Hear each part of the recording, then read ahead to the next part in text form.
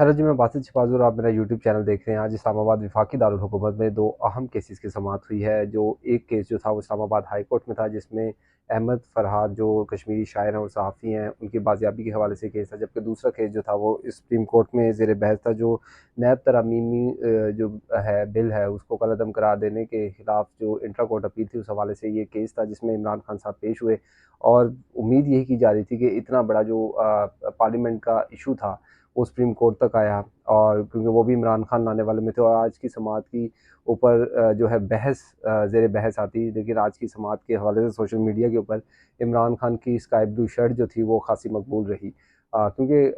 हम जानते हैं कि उनके कीबोर्ड वॉरियर्स जो हैं वो कितने स्ट्रॉन्ग है सोशल मीडिया के ऊपर। तो एक तस्वीर जो है वो वायरल होती है। उसके बाद इस ब्लॉग के अंदर गालिबन हमने दोनों केसेस की समाअत के ऊपर क्रिटिकल एनालिसिस करना है, और इस हवाले से भी बात करनी कि इमरान खान की जो तस्वीर थी वो कैसे वायरल हुई। 10 माह बाद इमरान खान साहब की मीडिया के ऊपर या सोशल मीडिया के ऊपर जो है वो पेरेंट्स होती है। सुप्रीम कोर्ट की तरफ से ये समाअत लाइव क्यों नहीं दिखाई गई, ये चंद वजूहत भी आपके सामने रखनी है। इस्लामाबाद में जो सहाफ़ी कवर कर रहे थे समाअत को, या जिन 2-4 लोगों से या जर्नलिस्ट से, सीनियर जर्नलिस्ट से मेरी बात हुई, उनके हवाले से उनका क्या कहना था, आज समाअत में होता क्या रहा, ये भी आपको बताना है। और तस्वीर किसने लीक की, समाअत जो है वो क्यों ना दिखाई गई, और कमरा अदालत में, क्योंकि इमरान खान साहब जब कमरा अदालत में गालिबन 11:33 पे समाअत का आगाज़ हुआ, इमरान खान को वीडियो लिंक के ज़रिए दिया गया, जिसमें उन्होंने स्काई ब्लू कलर की जो है वो शर्ट पहनी हुई थी, और वो सामने मौजूद थे। पूरी समाअत में उनको आज बोलने नहीं दिया गया,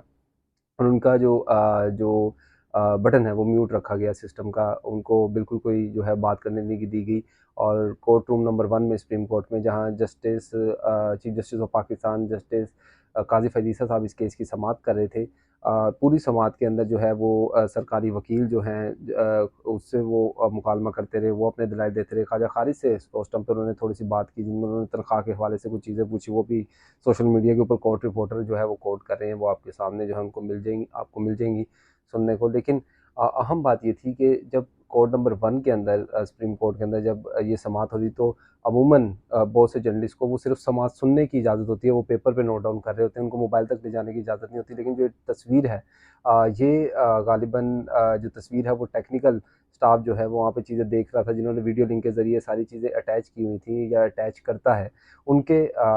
रोस्टम से या उनके डेस्क से या उनकी साइड से जो कि बाई जानिब है, वहाँ से जो है ये कहा जा रहा है कि वो वायरल हुई है, क्योंकि वो डेस्क उन्हीं का था जहाँ से चीज़ें वायरल हुई हैं। और ये तस्वीर जो है, अगर 11:33 पे समाअत हुई थी, तो 12 बजे से पहले-पहले आज हम बुलेटिन कर रहे थे बैठे हुए, तो ये सबके स्टेटस के ऊपर और पूरे सोशल मीडिया के ऊपर जो है वो हैशटैग मुर्शिद का दीदार के नाम से ये चीज़ें चल रही थी। तो ये गालिबन कहना मुश्किल है कि किस तस्वीर किसने वायरल की, लेकिन ये साफ पता लग रहा है। इसके ऊपर क्योंकि तहकीकात भी चीफ जस्टिस ने ऐलान कर दिया तहकीकात करने का, कि जी तस्वीर किस तरह वायरल हुई, कोर्ट रूम में मोबाइल कौन लेके आया। और बहुत से वकील जो हैं, अगर आप लाहौर हाई कोर्ट की भी मिसाल लें या सेशन कोर्ट की मिसाल लें, वकला जो हैं वो मोबाइल लेके कमरा अदालत में, क्योंकि अलाउ नहीं होता, लेकिन वो फिर भी चले जाते हैं कोई ना कोई बहाना मार के, और उनकी पुलिस चेकिंग भी नहीं करती, क्योंकि वो वकील हैं इस वजह से। तो ये सो कॉल्ड लॉ जो है वो पाकिस्तान में बड़ी आम आपको नज़र आता है। जबकि दूसरी जानिब बहुत से, जिसमें नईम पंजोता या उनके दीगर वकील जो थे, या दीगर सेनेटर थे, या जितनी ILF के जो है इंसाफ लॉ फोरम के वकील हैं, वो भी बड़ी तादाद में उधर मौजूद थे, उस वाली साइड के ऊपर, जहाँ पे टेक्निकल स्टाफ बैठा था। तो ये कैमरे से भी पता लगाना जो है वो खासा मुश्किल हो जाएगा। जबकि अंदर जो है बड़ी बड़ी बरक़ें मारते हुए हमें शौकत बसरा नज़र आए, और बाहर आके जब उन्होंने बहुत से मीडिया चैनल्स के ऊपर उन्होंने सोट दिए, इंटरव्यूज़ किए, तो उन्होंने कहा जी मैंने तो बिल्कुल भी जो है वो कोई तस्वीर वायरल नहीं की, ना मेरा इस चीज़ों से जो है वो कोई ताल्लुक है। जबकि अंदर वो कुछ और सहाफ़ियों के बकौल वो फरमा रहे थे कि ये तस्वीर मैंने ही लीक की है, जो आपने करना है वो कर लें। खैर, ये एक अलग बहस है। इसमें एक चीज़ ये भी देखी गई कि समाअत को बराह रास्त जो है वो नशर क्यों नहीं किया गया। इस हवाले से कुछ लोग ये चीज़ें कोट कर रहे हैं, जो सीनियर जर्नलिस्ट हैं, उनका ये कहना है कि वफाकी हुकूमत ने एक इनफॉर्मल रिक्वेस्ट की थी चीफ जस्टिस ऑफ पाकिस्तान से, क्योंकि इमरान खान एक कैदी हैं, और उनको जो है वो उनकी चीज़ें जो है वो सोशल मीडिया के ऊपर या फिर इलेक्ट्रॉनिक मीडिया के ऊपर जो है वो नशर ना की जाए। ऐसे तो गालिबन पैमरा कहता है कि कोई किस्म की पाबंदी नहीं है, लेकिन हम भी जानते हैं कि इख्तियार कहाँ पे है और इक़्तिदार किन के पास है। तो जिनके पास इक़्तिदार है उनके पास इख्तियार नहीं है, जिनके पास इख्तियार है वो इक़्तिदार में आते नहीं है सामने। तो इस वजह से इमरान खान के ऊपर और नाम लेने के ऊपर भी गालिबन पाबंदी है। इस वजह से उनकी समाअत भी जो है वो दिखाई नहीं गई थी। इसकी रिक्वेस्ट भी जो वफाकी हुकूमत है, इनफॉर्मल रिक्वेस्ट चीफ जस्टिस को उन्होंने की थी इस हवाले से। खैर ख्वाजा हारिस साहब ने, क्योंकि उनसे थोड़ी-सी डिटेल बात हुई, फिर उसके बाद हुकूमती जो वकील थे मखदूम अली खान, उन्होंने आके अपने दलाइल पेश किए। उन्होंने यही कहा कि ये जो इश्यू था ये पार्लियामेंट के अंदर सॉर्ट आउट हो जाना चाहिए था, लेकिन ये इश्यू जो है वो पार्लियामेंट से बाहर आया और फिर सुप्रीम कोर्ट तक आया और इमरान खान इसके फर्स्ट प्रैक्टिशनर थे। और जस्टिस जो इससे पहले के जस्टिस बंदयाल थे, जस्टिस अता बंदयाल, उन्होंने अपने जाते हुए दौर के अंदर आखिर में नैब तरामीम को कलअदम करार दिया था। इमरान खान की अपील थी, तो फर्स्ट प्रैक्टिशनर जो थे इस अपील के, वो इमरान खान थे। और उसके बाद जो है ये भी देखा गया कि इमरान का कमरा अदालत के अंदर जब ये चीज़ें बहस हो रही थी, जस्टिस हसन मिनल्ला ने बीच में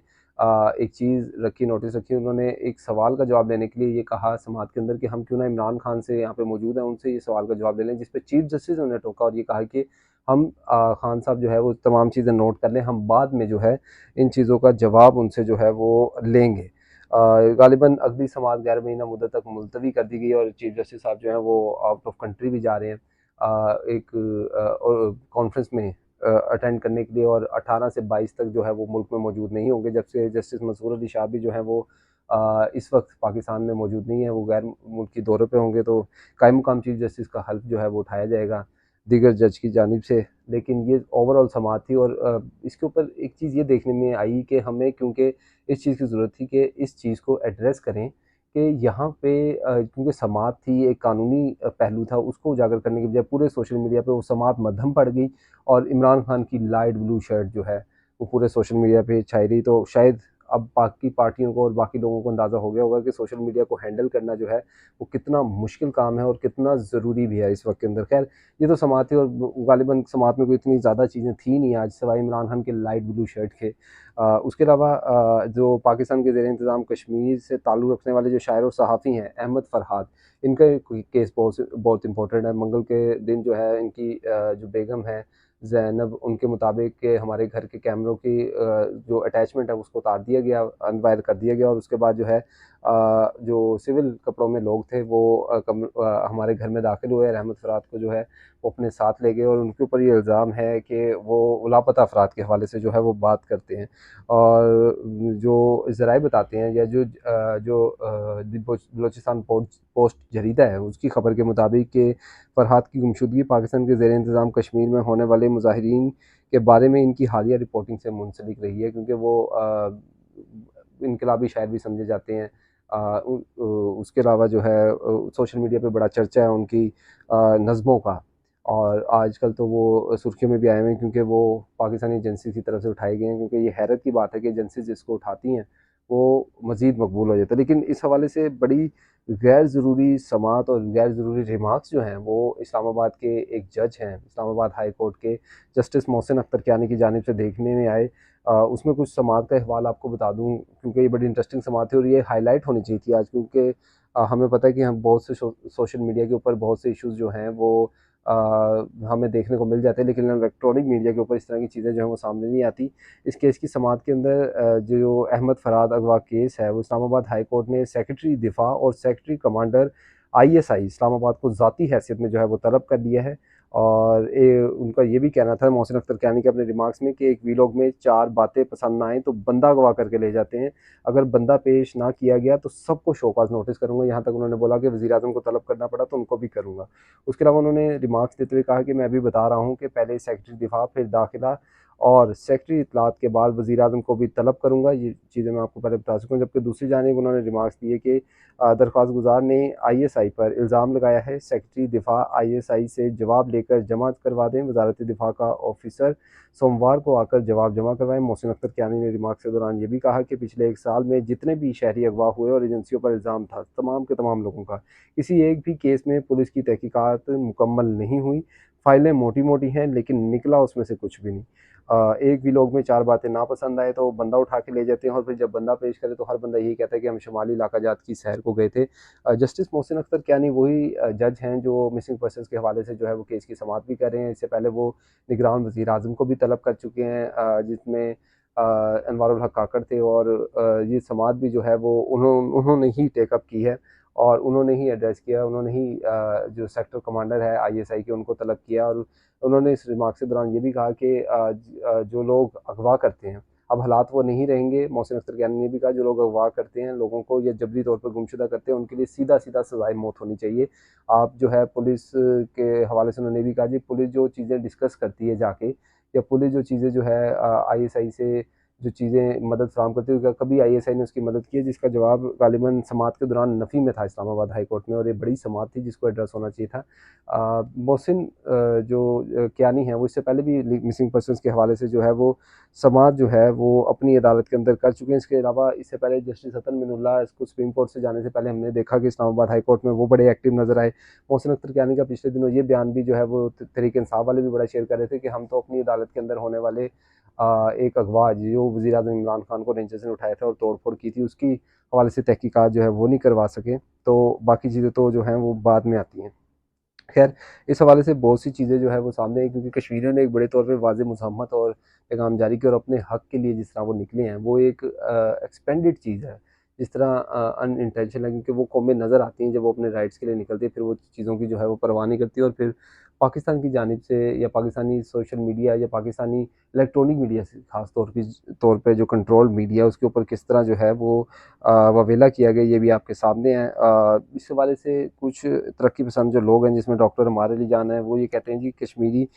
शायर अहमद फ़रात का अगवा रियासत की तरफ से कश्मीरियों के हाथ ज़िल्लत आमेज़ शिकस्त का रद्द-ए-अमल है। अफ़सोस है कि रियासत अवामी मुतालबात मानते और बिजली के बिल कम करने पर शर्मिंदा होती है जबकि करप्शन करने पर आवाम को जबरी गुमशुदगी का निशाना बनाने पर फ़ख्र महसूस करती है जैसे कि इसने किसी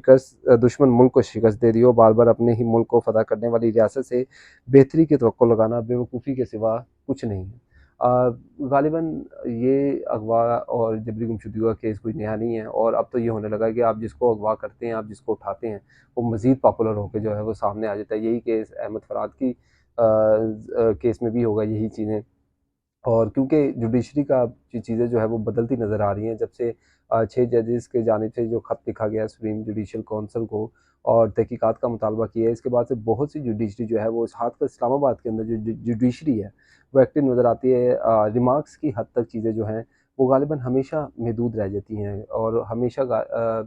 जो रिमार्क्स हैं वहाँ तक चीज़ें जो हैं वो डिस्कस होती हैं, डिस्कशन में आती हैं, लेकिन प्रैक्टिकली जो है वो एक्शन नहीं लिया जाता। अब देखना ये है कि मुद्दतों बाद जो है वो ऐसा मौका आता है कि सेक्टर कमांडर जो है वो आईएसआई का कोई ऑफिसर जो है वो इतनी ज़हमत करे कि वो अदालत के अंदर पेश हो। अब देखना ये है कि सोमवार के अंदर जो है सोमवार को कोई अदालत में पेश होता है या नहीं, ये बड़ी चीज़ है देखने वाली। अ, उम्मीद